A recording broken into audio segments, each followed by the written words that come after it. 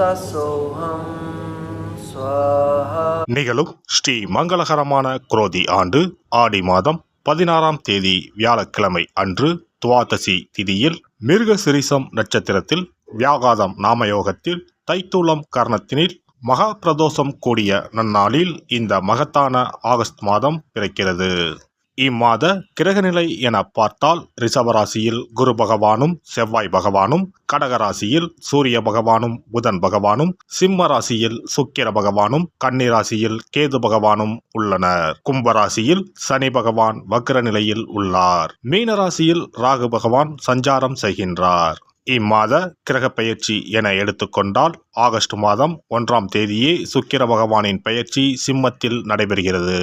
August 17ஆம் தேதி சூரிய பகவான் சிம்ம ராசிக்கு பெயர்ச்சியாகின்றார். ஆகஸ்ட் மாதம் 26ஆம் தேதி செவ்வாய் பகவான் மிதுன ராசிக்கு பெயர்ச்சியாகின்றார். ஆகஸ்ட் மாதம் 26ஆம் தேதி சுக்கிர பகவான் கன்னி ராசிக்கு பெயர்ச்சியாகின்றார். இம்மாதம் 31ஆம் தேதி புதன் பகவான் சிம்மத்திற்கு பெயர்ச்சியாகின்றார். இந்த கிரகங்களின் சஞ்சாரம் மற்றும் இடப்பெயர்ச்சியால் உங்கள் ராசிக்கு இம்மாதம் என்னென்ன பலன்கள் கிடைக்கப் போகின்றது என்பதனையும், அசுப பலன்கள் ஏற்படுமாயின் ராசிக்காரர்கள் செய்ய வேண்டிய பரிகாரம் என்ன, வழிபட வேண்டிய தெய்வம் யார் என்பதனையும் காண்போம்.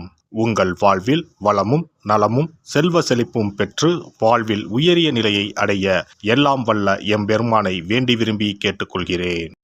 விருச்சிக ராசி அன்பர்களே, இந்த மாதம் நல்ல பலன்களை பெறப் போகிறீர்கள். வெளியூர் பயணங்கள் செல்ல நேரலாம். வரவேண்டிய நிலுவையில் உள்ள பணம் வந்து சேரும். தந்தை மூலம் நன்மை உண்டாகும். எந்த ஒரு காரியத்திலும் தெளிவான முடிவுகளை எடுப்பீர்கள். மனதில் இருந்த வீண் கவலைகள் நீங்கும். அரசாங்கம் மூலம் நடக்க வேண்டிய காரியங்களில் இருந்த முட்டுக்கட்டைகள் நீங்கும். தொழில் வியாபாரத்தில் பார்ட்னர்கள் மூலம் நன்மை உண்டாகும். வியாபாரத்திற்கு தேவையான நிதி உதவியும் கிடைக்கலாம். உத்தியோகத்தில் இருப்பவர்கள் எளிதாக பணிகளை செய்யும்படி இருக்கும். தற்காலிக பதவி உயர்வு, கூடுதல் பொறுப்புகள் கிடைக்கப் பெறலாம். குடும்பத்தில் ஒற்றுமை உண்டாகும். கணவன் மனைவிக்கு இடையில் இருந்த மனக்குழப்பங்கள் நீங்கும். எதிலும் தெளிவான சிந்தனை இருக்கும். குழந்தைகள் பற்றிய கவலை உண்டாகும். அவர்களின் நலனுக்காக பாடுபடுவீர்கள். உறவினர்கள் மூலம் நன்மைகள் உண்டாகலாம். பெண்களை பொறுத்தவரை மனக்குழப்பம் நீங்கி எதிலும் தெளிவான முடிவெடுக்கும் மனநிலை ஏற்படும். காரிய தடைகள் விலகும். எதிர்பார்த்த பணம் வந்து சேரும். மாணவர்களுக்கு கல்வியில் எதிர்பார்த்த முன்னேற்றம் கிடைக்கும். விளையாட்டுகளில் ஈடுபாடு அதிகரிக்கும். கலைத்துறையினர் ஓய்வில்லாமல் உழைக்க நேரும். அதற்கேற்றவாறு கூடுதல் வருமானமும் வரும். புதிய ஒப்பந்தங்கள் வரும். லாபம் பெருகும். பழைய பாக்கிகள் வசூலாகும். உடல் நிலையில் இருந்து வந்த சிரமங்கள் முற்றிலும் நீங்கும். அரசியல் துறையினருக்கு மேலிடத்துடன் எச்சரிக்கையாக இருக்க வேண்டும். அவர்களின் கோபத்திற்கு ஆளாகாமல் பார்த்து கொள்ள வேண்டும். நீண்ட நாட்களாக எதிர்பார்த்த பதவி கிடைக்கும். நட்சத்திர பலன்கள். விசாகம் நட்சத்திரம். இந்த மாதம் புதிய ஒப்பந்தங்கள் கை கொடுக்கும். தொழிலதிபர்கள் பங்குதாரர்களிடம் எச்சரிக்கையாக இருக்க வேண்டும். கணவன் மனைவி ஒற்றுமை சுமூகமாக இருக்கும்.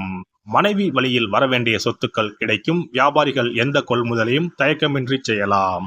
வியாபாரம் பெருகும். போட்டியாளர்கள் விலகிச் செல்வார்கள். அனுஷம் நட்சத்திரம். இந்த மாதம் ஊழியர்களுக்கு வரவேண்டியவை அனைத்தும் வந்து சேரும்.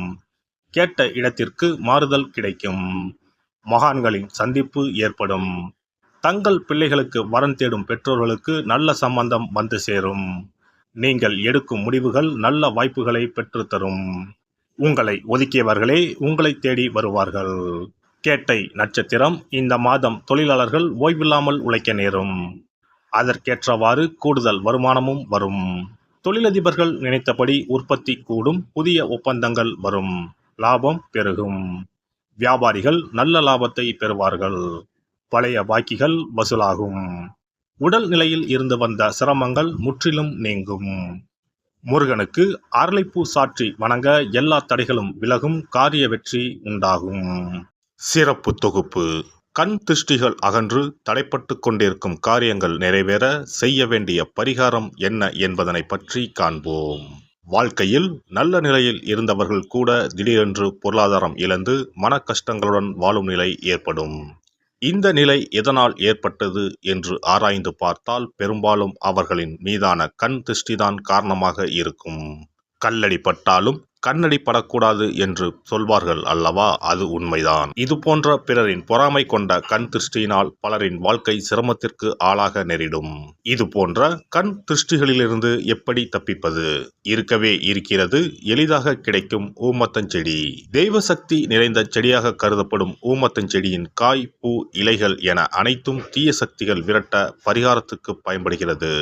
பொதுவாக ஊமத்தம் காய்க்கு கெடுதலை அகற்றக்கூடிய சக்தி உண்டு. நம் வீட்டில் உள்ள எதிர்மறை சக்தியை அகற்றுவதற்கு ஊமத்தங்காய் தீபம் சிறந்த பரிகாரமாகிறது. தெய்வீக மகத்துவம் நிறைந்த ஊமத்தங்காய் மற்றும் பூவையும் எடுத்துக்கொள்ளுங்கள். வீட்டுக்கு அருகில் இல்லை என்றால் நாட்டு மருந்து கடைகளில் கிடைக்கும். இந்த 2 பொருட்களையும் மஞ்சள் தண்ணீரை கொண்டு நன்றாக கழுவி விடுங்கள். சிறிது நேரம் அவற்றிலுள்ள ஈரம் போக ஆறவிட்டு பிறகு அவற்றை ஒரு மஞ்சள் துணியில் குலதெய்வத்தை வேண்டி ₹1 நாணயத்தோடு சேர்த்து முடிந்து வீட்டின் நிலைப்படியில் கட்டி தொங்க விடுங்கள். இந்த முடிச்சை வெள்ளிக்கிழமை அல்லது ஞாயிற்றுக்கிழமைகளில் தயார் செய்து வாசல் படியில் கட்டுவது சிறப்பு. தினமும் வீட்டில் தீபம் ஏற்றி காண்பிக்கும் போது இந்த முடிச்சுக்கும் காண்பிக்கவும். இதேபோல் ஊமத்தம் இலைகள் கிடைத்தால் அந்த இலைகளை சுத்தமான மஞ்சள் தண்ணீரில் கழுவிவிட்டு அவற்றை கொண்டு வீட்டில் இருக்கும் விநாயகருக்கு திங்கள் கிழமைகளில் தொடர்ந்து அர்ச்சனை செய்து வர வேண்டும். ஊமத்தம் பூவையும் விநாயகருக்கு சூட்டலாம். 3 வாரங்கள் தொடர்ந்து திங்கள் கிழமைகளில் விநாயகருக்கு ஊமத்தை இலையால் அர்ச்சனை செய்து ஊமத்தம் பூவை சூட்டி வழிபட்டால் வீட்டில் உள்ள கெட்ட சக்தி நடமாட்டம் மற்றும் கண் திருஷ்டிகள் தீரும். ஊமத்தம் செடியும் சிவபெருமானுக்கு உகந்த இலை ஆகும். இந்த ஊமத்தங்காய் வைத்து சிவபெருமானுக்கு தீபம் ஏற்றி வழிபடுவதன் மூலம் நமது பிரச்சனைகளில் இருந்து எளிதாக விடுபட முடியும். முதலில் 2 ஊமத்தங்காய்களை எடுத்துக்கொள்ள வேண்டும். அவற்றின் மீது முட்கள் இருப்பதால் மிகவும் கவனமாக கையாள வேண்டும். ஊமத்தங்காயின் காம்பு பகுதிகளை வெட்டி கொண்டு கத்தியை பயன்படுத்தி ஊமத்தங்காயின் உள்ளே இருக்கும் விதை பகுதியை முழுவதுமாக நீக்கிவிட வேண்டும். பின்னர் 2 அகல் விளக்குகள் மற்றும் விளக்கு வைப்பதற்கான 2 தட்டுகளை எடுத்து சுத்தம் செய்து அவற்றிற்கு மஞ்சள் குங்குமம் போட்டு வைத்துக் கொள்ள வேண்டும். பின்னர் 2 தட்டின் மீதும் ஒவ்வொரு அகல் விளக்கை வைத்துக் கொள்ள வேண்டும். அதன் பிறகு எப்போதும் பூஜை செய்வதற்கு வைப்பது போன்ற வெத்தலைப்பாக்கு, பழம் போன்றவற்றை வைத்துவிட்டு 2 விளக்குகளையும் ஏற்றி சிவபெருமானை மனதார வேண்டிக் கொள்ள வேண்டும். எனக்கு இருக்கும் பிரச்சனைகள் அனைத்தும் தீர்ந்து இன்பமான வாழ்க்கை கிடைக்க வேண்டும் என வேண்டிக் கொள்ள வேண்டும். இந்த பூஜையை வெள்ளிக்கிழமை அன்று தொடங்கினால் தொடர்ந்து 9 வெள்ளிக்கிழமைகள் செய்ய வேண்டும். ஊமத்தங்காயின் மீது எவ்வாறு முட்கள் இருக்கிறதோ அதுபோல நமது வாழ்க்கையில் இருக்கும் முட்கள் போன்ற பிரச்சனைகளை அவை தீர்த்து வைக்கின்றன. இந்த பூஜையை நாம் தொடர்ந்து செய்து வருவதால் நம் மீது இருக்கும் கண் திருஷ்டிகள் அகன்றுவிடும்.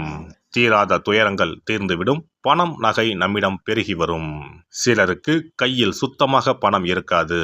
வறுமை தாண்டவமாடும். கடன் தொல்லையால் கஷ்டப்படுவார்கள்.